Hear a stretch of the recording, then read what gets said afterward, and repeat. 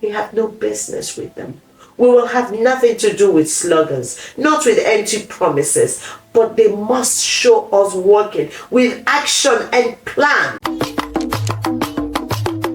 Sometimes I just sit quietly trying to make sense of the kind of country that we have become.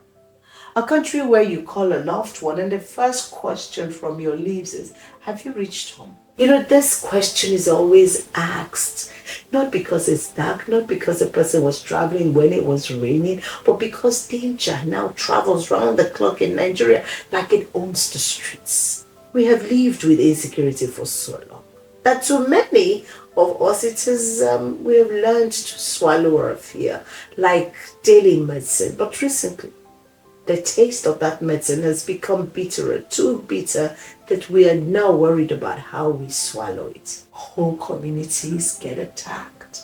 Children are taken away as though they are harvest. Travelers disappear between one town and the next. Families turn into mourners overnight. All of this hurts, but what hurts the most is not just the violence attached to it, it is the silence that follows.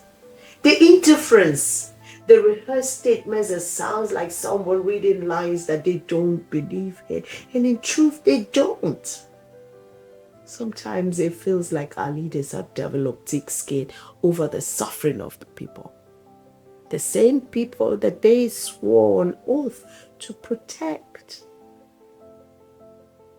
When outsiders cry louder than the owners of the house, the things has gotten so bad that people who don't even live here are shouting louder than those of us who are here and those paid to secure the nation. Imagine this. Nicki Minaj, yes, the American rapper, went online asking why Nigerians are suffering like this and why nobody in authority seemed alarmed. In Nigeria, Christians are being targeted, driven from enough to ask questions that our own leaders and our own people avoid.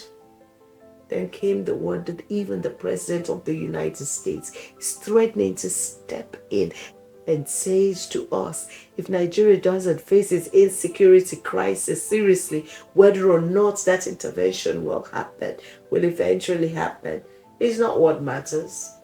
The embarrassment of it is enough. The shame of it. How did we get to this point where the world is reminding our leaders of their job? Just look around you. What you'll see is not urgency.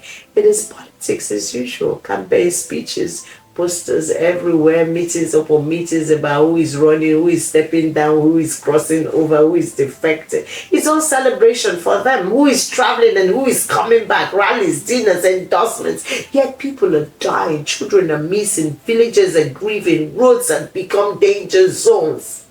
Security only becomes important when the crisis threatens their political ambition. This is not leadership, this is madness. It is an obsession with evil. When leaders fail, the people must rise. Yes, we must take back our country. But let me tell you something. No nation has ever changed because its leaders suddenly developed conscience. Nations change when people rise and say enough is enough. So what can we do? Demand answers. Call them out. Write, speak, ask questions, get answers. Insist on the truth. Insist on the protection of your life. It's time to organize peaceful marches and gatherings that remind leaders and Nigerians are not statistics. Your children and communities are not just numbers. People must begin to speak up. And then we must refuse whatever it is they think they want to have in 2027. For everyone who cannot clearly explain how they intend to end this insecurity, we have no business with them. We will have nothing to do with slogans, not with empty promises, but they must show us working with action and plan. Our children cannot be collateral damage. Fear is not normal. We cannot continue to live in fear. There is nothing normal with living with fear. Families are selling off everything they have just to send one person out or send away their hope. Some of us are asking questions. Is this what leadership is about? Many of us go to sleep with eyes wide open and ears glued to the door. People can no longer travel. Many live in towns where gunshots have become alarm and sing song. We should not continue like this. We must refuse to continue like this. We must not allow it to become our new normal. There is nothing normal with fear. There is nothing normal with violence. There is nothing normal with rejection. No Messiah is come.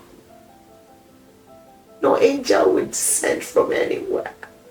We are the miracle that we have been waiting for. And I want all of us to remember that. We will refuse to keep quiet. We will refuse and reject people like Sheikh Gumi and his lies. When citizens rise with one voice, even the most stubborn government is forced to listen. So let it be known that in our time, Nigerians refused to perish in silence.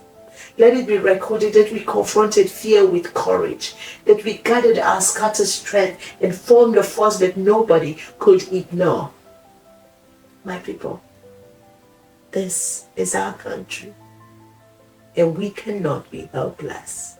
We refuse to be voiceless. Our land cannot be run over.